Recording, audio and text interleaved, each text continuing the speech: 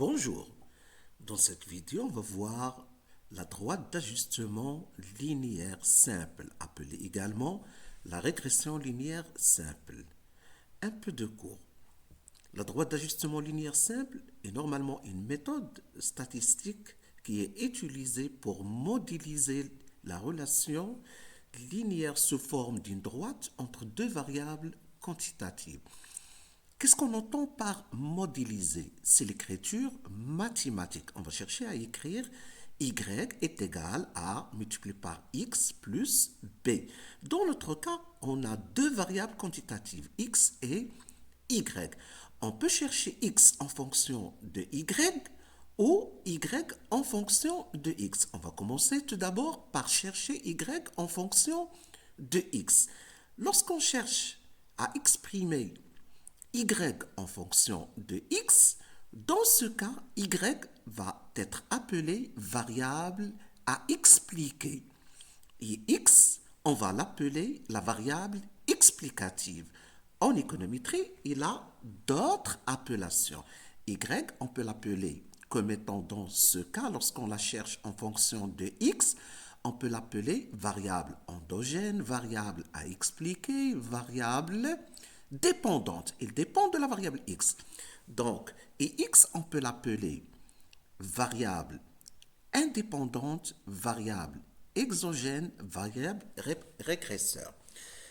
Comme je l'ai dit, dans un premier temps, on va chercher y en fonction de x.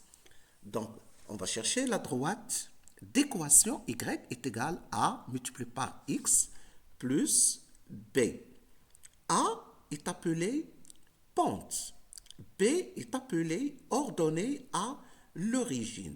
Deux cas peuvent se présenter. En fonction des signes de A, lorsqu'il est positif, dans ce cas, on va avoir une droite qui est croissante. C'est comme ici. Lorsque A est positif, on va avoir une évolution qui est croissante. Comment on peut mesurer la pente? On fait passer la droite passant par B, par l'ordonnée à l'origine, parallèle à la droite des X, et voici notre pente A. Maintenant, lorsque A est négative, cela veut dire que on va avoir une droite d'ajustement linéaire décroissante. De la même façon, on va passer une droite parallèle à l'axe des abscisses et voici notre pente. J'ai donné ici deux exemples qui sont très connus en économie. Par exemple, lorsque A est positif, c'est la relation entre l'offre et le prix. Lorsque le prix baisse, l'offre, dans ces conditions, va baisser. Lorsque le prix des biens produits par une société baisse, sa production va baisser. Mais lorsque le prix des biens fabriqués par une entreprise augmente, dans ce cas, l'offre va augmenter. Maintenant, le cas où A est négatif. J'ai donné l'exemple, la relation entre la demande et le prix. Comme vous le savez, le consommateur est sensible au prix. Lorsque le prix baisse, sa demande va augmenter. Et lorsque le prix augmente, sa demande va baisser. J'ai également donné la relation entre le chômage et le taux d'inflation qui est connu sous forme de la courbe de Phillips. Maintenant, on va voir comme application les données en jaune. On a x et y. On vous demande de déterminer la droite d'équation y est égale à ax plus b. Pour cela, on doit trouver la première colonne, la deuxième, la troisième, la quatrième et la cinquième colonne. Si dans l'exercice, on vous demande de déterminer uniquement y en fonction de x, on va se contenter uniquement des quatre colonnes. Mais si on cherche également x en fonction de y, on doit ajouter la cinquième colonne. Pour cela, on doit calculer pour chaque variable la moyenne, la variance, l'écart type. Et on doit calculer la covariance et la pente et leur donner à l'origine. J'ai ici toutes les formules nécessaires pour résoudre et pour trouver la droite d'équation, on a x bar est égal à la somme des xi sur n. Donc, je vais calculer la somme des xi, 4 plus 6 plus 5 plus 7 plus 8, divisé par le nombre d'observations. J'ai 5 observations, la première, la deuxième, la troisième, la quatrième, la cinquième. Donc, le total divisé par 5, on trouve une moyenne qui est égale à 6. Je vais faire la même chose pour y. La somme divisée par 5, c'est 80. Également, je dois calculer la variance. J'ai la variance de x, c'est la somme de xi moins x bar, le tout au carré divisé par m. Alors, dans un premier temps, je vais calculer une colonne xi moins x bar, que ensuite, je vais chercher le carré. Le total est égal à 10. 10 divisé par 5, le nombre d'observations, on trouve une variance de 2.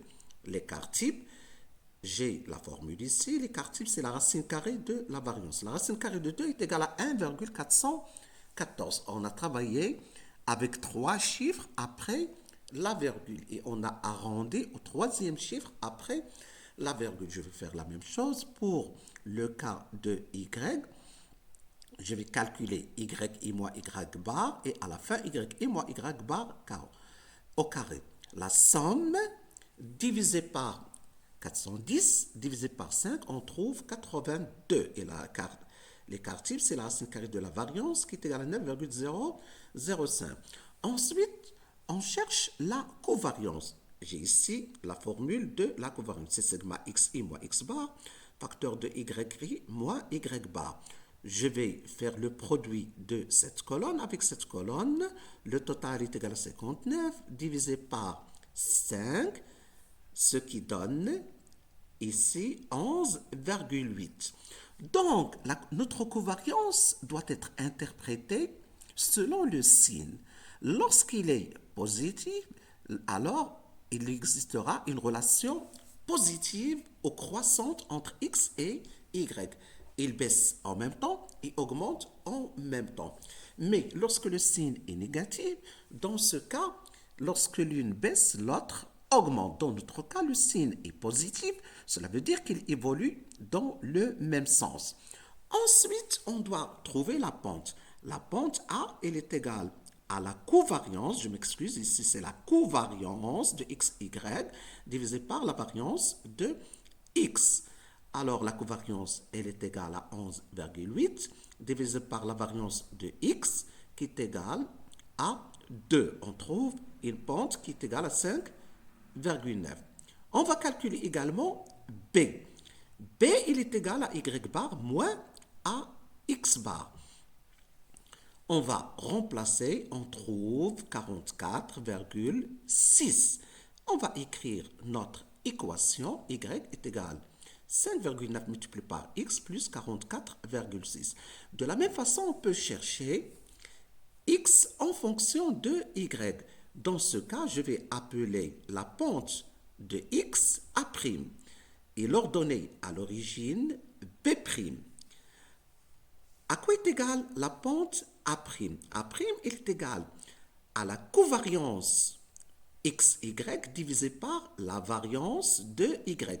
Toujours pour trouver la pente, on doit diviser par la variance de la variable explicative. On va trouver 0,144. Ensuite, de la même façon, on va utiliser la formule B', leur donner à l'origine de la droite d'équation x est égal à A', y plus B'. On va utiliser B' est égal à x bar moins A' multiplié par y bar. On trouve B' qui est égal à moins 5,512. Donc, comme vous remarquez, les deux pentes sont positives car le signe de la covariance est positif. Une dernière étape, on doit calculer le coefficient de corrélation entre les deux variables. Je rappelle que le coefficient de corrélation ne peut être calculé que dans le cas de variables quantitatives. Ici, R, j'ai donné la formule. Le coefficient de corrélation, il est égal à la covariance de xy divisé par l'écart type de x multiplié par l'écart type de y, c'est-à-dire 11,8 divisé par, entre parenthèses, 1,414 multiplié par 9,055. L'interprétation du coefficient de corrélation. Il varie entre moins 1 et 1 lorsqu'il est égal à 0, absence de relation. Lorsqu'il est aux alentours de 50%, 0,5, la relation est moyenne.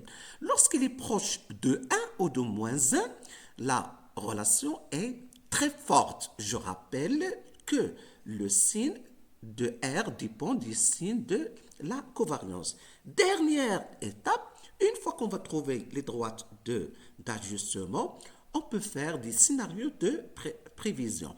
Par exemple, dans le premier cas, y en fonction de x, on suppose que c'est x égale à 10. Il suffit de remplacer x par 10 pour trouver la valeur de y, 5,9 multiplié par 10, qui est égal à 59, plus 44,6. La même chose, on peut faire les prévisions de x en fonction de y. Il suffit par exemple de remplacer y par une valeur telle que 100.